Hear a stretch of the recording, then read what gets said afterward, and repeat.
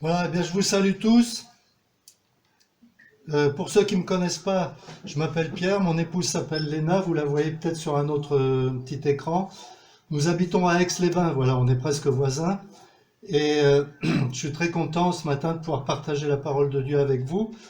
Et le sujet que je vous propose, donc, c'est comment discerner la volonté de Dieu.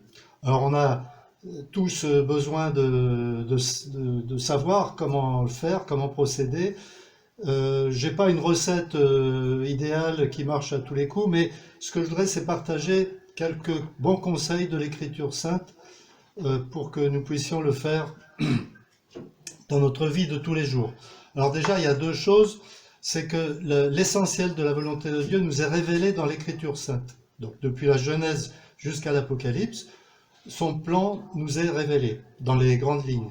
Mais il faut avouer qu'il y a certaines choses qui ne sont pas écrites. Par exemple, avec qui tu vas te marier, ou enfin si tu n'es pas marié, ou quel métier tu vas exercer, ou dans quelle ville tu vas habiter, quel genre d'études tu vas faire. Voilà.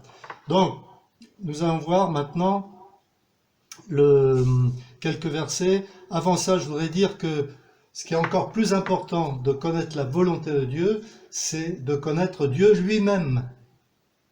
Alors comment le connaître? Eh bien, par le face-à-face dans la prière et l'étude de sa parole. Voilà, donc je vous exhorte avant tout à ceux si la plupart le font évidemment, mais si jamais quelqu'un ne le fait pas encore, c'est de se nourrir de la parole de Dieu quotidiennement. Voilà. Alors, on va lire un psaume, le psaume 25, versets 12 à 14. Je répète, psaume 25, 12 à 14. Alors voilà, je lis. Quel est l'homme qui craint l'Éternel? L'Éternel lui montre le chemin qu'il doit choisir. Son âme reposera dans le bonheur et sa descendance possédera la terre. La pensée secrète de l'Éternel, c'est beau ça, hein? La pensée secrète de l'Éternel. Et pour qui? Pour ceux qui le craignent. Et cela pour leur faire connaître son alliance. Voilà donc, on a deux fois le mot ceux qui le craignent. Et puis au début, au verset 12, donc j'ai lu 25,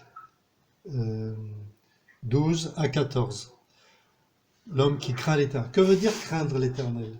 Eh bien, selon la définition qui nous est donnée dans le livre des Proverbes, la crainte de l'Éternel, c'est la haine du mal, la haine du péché.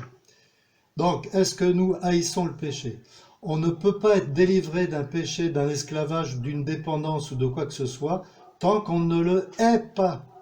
Nous devons haïr le mal de tout notre cœur, puisque Dieu a en horreur le mal. Voilà, donc ça c'est craindre l'Éternel, et donc c'est-à-dire le respecter, éprouver pour Dieu un profond respect. Donc ça c'est la crainte de l'Éternel. Donc ça c'est la première chose très importante, fondamentale. Vous voyez, c'est déjà dans l'Ancien Testament. Et puis un autre proverbe, excusez-moi, je vais rapidement parce que euh, on va on va essayer de prendre de tout faire assez rapidement, une vingtaine de minutes. Psaume 32, verset 8, un peu plus loin. Psaume 32, versets 8 et 9.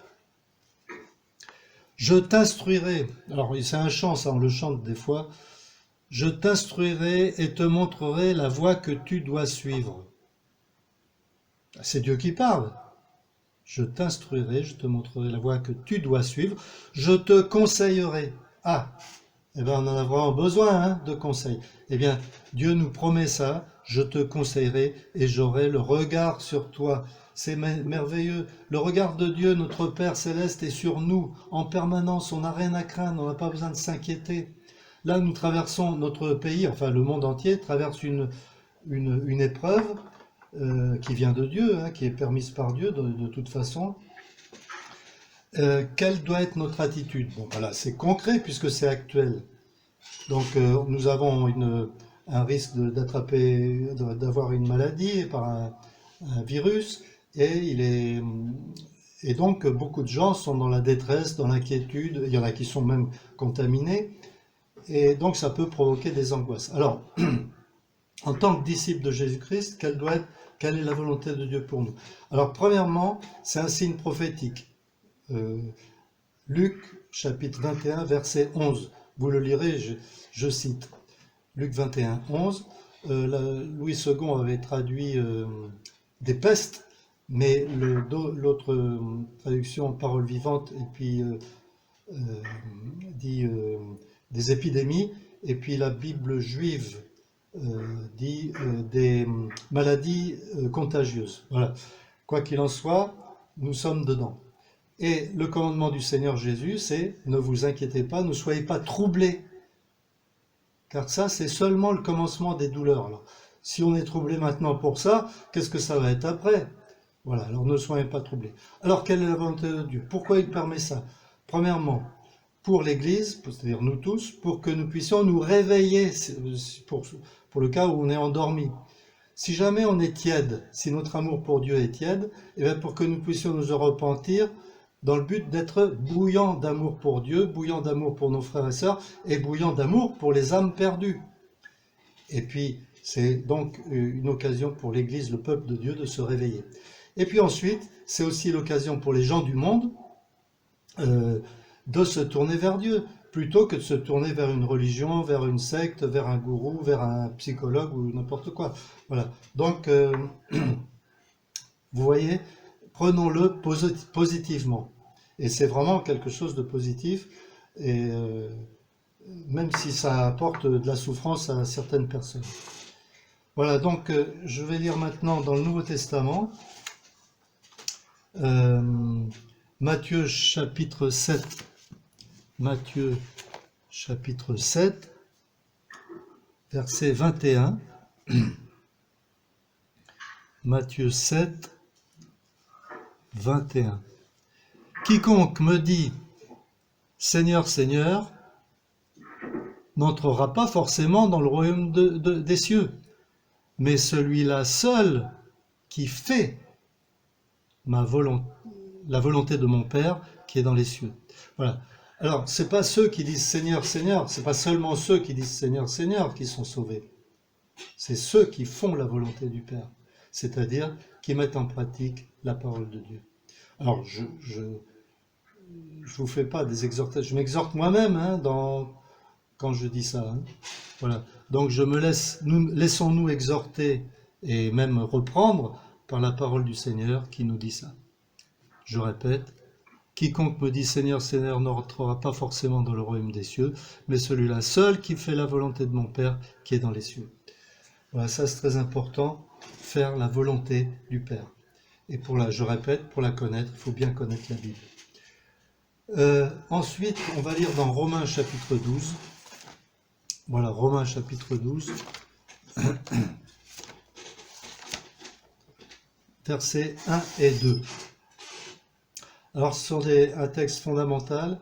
Des fois, on sort de son contexte le verset « connaître la volonté de Dieu », etc. Et on dit « Seigneur, révèle-moi ta volonté à propos de ceci ou cela ». Mais attention, on prend tout le passage dans son ensemble. Et il y a autre chose qui est écrit avant. Et on fait les choses dans l'ordre. Alors, on va commencer par le verset 1. Donc, Romains 12, verset 1.